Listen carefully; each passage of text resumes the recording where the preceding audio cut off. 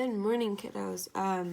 Letting you know now that my allergies have been very bad today, so I might need to stop and blow my nose, but hopefully not.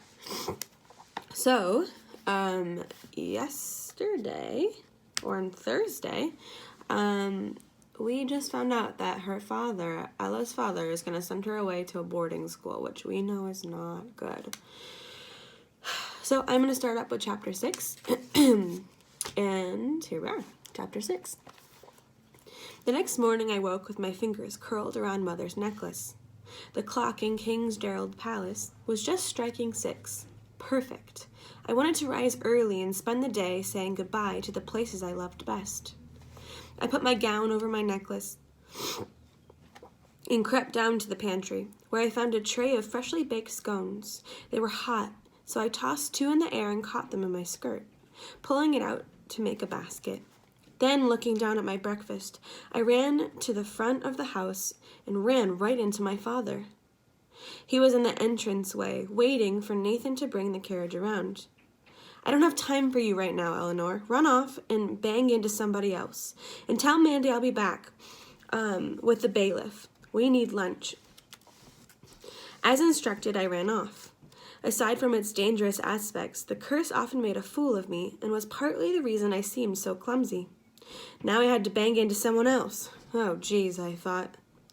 Bertha was carrying wet laundry, so when I bumped into her, she dropped her basket. My gowns and stockings and undergarments tumbled into the tile. I helped her pick them up, but she was going to have to wash everything over again.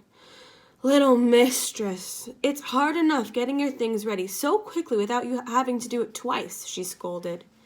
After I apologized, and after I delivered Father's message to Mandy, and after she made me sit down and eat breakfast on a plate, I started out for the Royal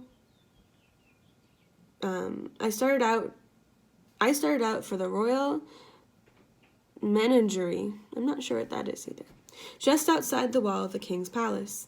My favorite exhibits were the talking birds and the exotic animals, except for the Hydra in her swamp and her baby dragon. The exotics, the unicorn, the herd of centaurs, and the griffins family lived on an island meadow surrounded by an extension of the castle moat. The dragon was kept in an iron cage. He was beautiful in his tiny ferocity, and seemed happiest when flaming. His ruby eyes gleamed evilly. I brought the morsel of yellow cheese from the stand next to the cage and tossed it into the fire, which was a tricky business, getting close enough for cooking, but not so close that the dragon got his treat for the day, meaning that he didn't get to eat Ella. I wondered what King Gerald planned to do with him when he grew up. I wondered also whether I would be home to learn his fate. Beyond the dragon, the centaur stood near the moat, gazing at me. Did centaurs like cheese? I walked towards him quietly, hoping that he wouldn't gallop off. "Here," I said. I turned. It was Prince Charmant offering me an apple. "Thank you." Holding out my hand, I edged closer to the moat. The centaur's nostrils flared, and he trotted towards me. I tossed the apple. 2 other centaurs galloped over, but mine caught the treat and started eating, crunching loudly. "I always expect them to thank me or say, 'How dare you stare?'" I said. "They're not smart enough to talk. See how blank their eyes are?" he pointed, teaching me. I knew all that, but perhaps it was princely duty to explain the matters to one's subjects. If they had words, I said, they wouldn't be able to think of anything to say. A surprised silence followed. Then Char laughed. "That's funny. You're funny. Just as your mother was." He looked stricken. "I'm sorry. I didn't mean to remind you of her. I know it must be painful."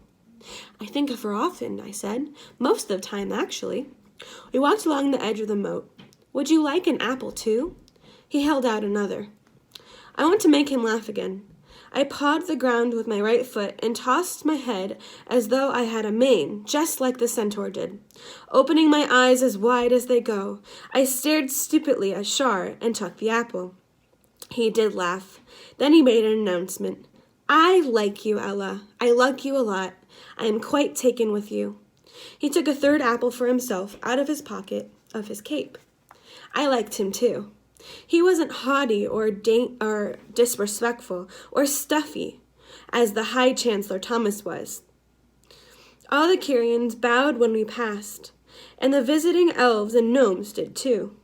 I didn't know how to respond, but Shar raised his arm each time, bent at the elbow in a customary royal salute. I think it's probably like this. It was a habit, natural as ever. He wanted... One more time. Sorry. I lost it. By the end of the second sentence... Oh, I think I must have missed. Okay, I think I must have missed some.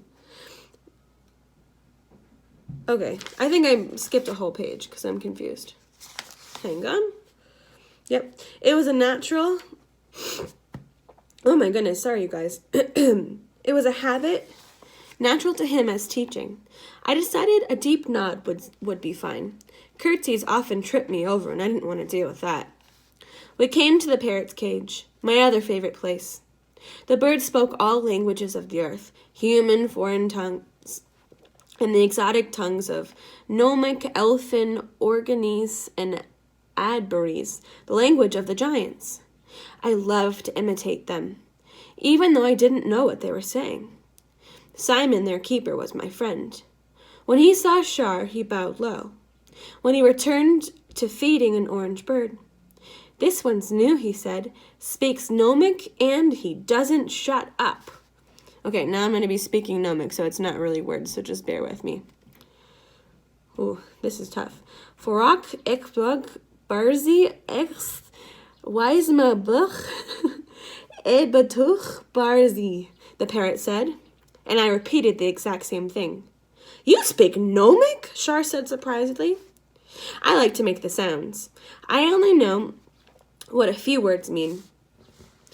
She does it right. She does it just right, doesn't she, Your Highness? Foraki etskuk barazi. Shar gave up. It sounded better when you did it, he laughed. Guys, it keeps going. Okay. Achud ed edjech apadz ubalawaka. The parrot squawked. Do you know what he said? I asked Simon, who was able to translate occasionally. Simon shook his head. Do you know, sir? No. It sounds like gargling to me. Other visitors claimed Simon's attention. Excuse me, he said. Shar watched while I said farewell to each bird. Oh, it keeps going. Ikwaku puak brazy umamfi. That was the gnome for until we dig again. Athus sang ogress for much eating. Ai u howl. Bekau. A biggie for I miss you already. Oh my gosh, this is never ending. Poor old Peswadu. Elfin for walk in the shade. I memorized the sight of the birds and Simon. Goodbye, I called, and he waved back. Lest they be frightened out of their feathers, a gardener separated by birds from the ogres. We passed beds of flowers while I tried to teach Shar a few of the words he'd just heard. His memory was pretty good, but his accent was awful. If they heard me, the elves would never let me stand under a tree again. The gnomes would hit you over the head with a shovel, I said, laughing. Would the ogres decide I was unworthy of consumption? We neared their hut. Even though they were locked in, soldiers were posted within arrow range. An ogre glared at us through the window. Ogres weren't dangerous, only because of their size and their cruelty. They knew your secrets just by looking at you, and they used their knowledge. When they wanted to be, they were irresponsibly persuasive, which means they probably could get you to do anything, is my guess, is what she's saying. By the end of the ogre's first sentence in Carian, which is their language, you forgot his pointy teeth, the dried blood under his fingernails, and the coarse black hair that grew on his face in clumps. He became handsome in your eyes, and you thought of him as your best friend. That's dangerous, you guys. By the end of the second sentence, you were so won over that he could do whatever he wanted with you. Drop you in a pot or cook you if he was in a hurry, or he would even eat you raw. Puak ayuki zakuak. A soft, lisping voice said. Did you hear that, I asked. Doesn't sound like an ogre. What did it come from? Oh my goodness, guys, I'm so over all this other language talk. Pawak akuazaka, the voice repeated, this time with a hint of tears in its tone. A toddler gnome poked its head out of the exhibit, only a few feet from the hut. I saw him at the same moment that the ogre did. He could reach the child through the unglazed window. I stared for the boy, but Shari was quicker. Oops, sorry, I'm going to read that again. He could reach the child through the unglazed window. I started for the boy, but Shar was quicker. He snatched him up, and just before the ogre's arm shot out, Shar backed away, holding the youngest, who squirmed to get out of his grasp. Give him to me, I said, thinking I might be able to quiet him.